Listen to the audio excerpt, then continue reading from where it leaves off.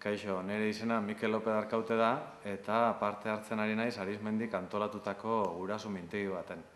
Guraso mintegi honetan, 15 bikote elkartzen gara, Rafael Cristobal da hizlaria, eta hilean behin elkartzen gara, ikasturte osoan zehar, hau 5. saioa da, eta helburua da umeak gehien bat 0-18 hilabete bitartean, umeak bere garapenari begira ematen dituen seinale horrek nola interpretatu jakin guk laguntza eskaintzeko, ezta? Bere bide horretan.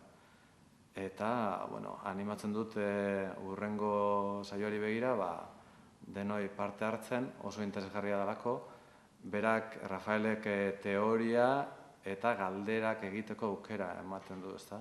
Hori da pixka bat dinamika, orduan, horren baitan mugitzen gara eta oso gustora ari gara.